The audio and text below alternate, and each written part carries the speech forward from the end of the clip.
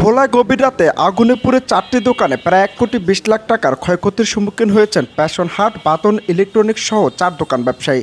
মঙ্গলবার রাত আনুমানিক 1:20 দিকে দোকানগুলোতে আগুন লাগে। তবে প্রাথমিকভাবে ধারণা করা হচ্ছে শর্ট সার্কিট থেকেই এমন ঘটনার উদ্ভব হতে পারে। তবে ফায়ার সার্ভিসের গাফলতির বিষয় নিয়ে আক্ষেপ প্রকাশ করেছেন ব্যবসায়ীরা।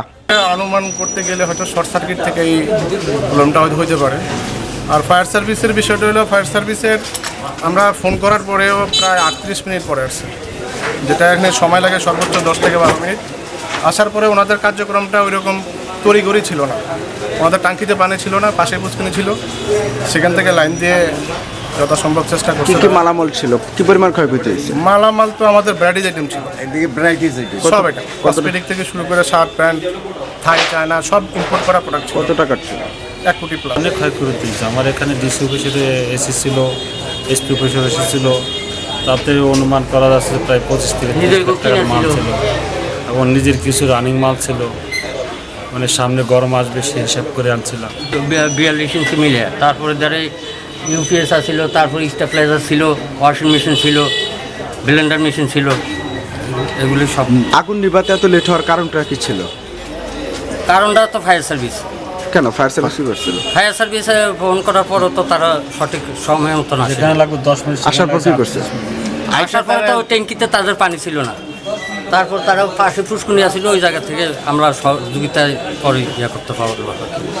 এটা আরও আগে আসলে আমাদের এই ক্ষতিগুলি হইতো না। এ বিষয়ে ঘটনাস্থল পরিদর্শন করে ভোলা সদর মডেল থানার ভারপ্রাপ্ত কর্মকর্তা শাহিন ফকির বলেন, আপাতত সাধারণভাবে এই বিষয়টি নিয়েছেন তারা। তবে আগুন লাগার পিছনে ভিন্ন কোনো কারণ বা কেউ এর সাথে জড়িত থাকলে তদন্ত সাপেক্ষে আইনানুগ ব্যবস্থা গ্রহণ করার কথা জানান তিনি।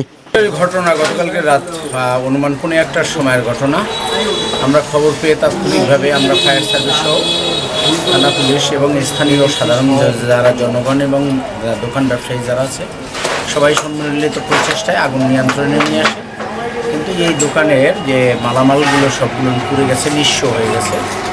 তা আমরা এখানে দেখলাম যে ওয়েল প্রোটেক্টেড, যে বাইরের লোক এসে কোনো নাশকতামূলকভাবে কোনো কর্মকাণ্ড করার মতো প্রাথমিকভাবে আমাদের যা দেখছি তাতে সন্দেহ তেমন একটা আসে না। পাশাপাশি আমরা আমাদের যেটা ইন্টেলিজেন্স আছে, আমাদের বিভিন্ন ডিএসবি বা বিভিন্ন যে ইউনিট আছে, ডিবি টিম আছে, সবাই হলো যে আমরা একত্রে কাজ করছি। আমাদের পুলিশ সুপার মহোদয়ের নেতৃত্বে এবং তার পরামর্শক্রমে আমরা কাজ করছি। ইনশাআল্লাহ হলো যে যেটা হলো যে এর সাথে কেউ যদি জড়িত থাকে সেটা বেরিয়ে আসবে। অনন্ত হাসান মাসুদ, নিউজ ডেস্ক।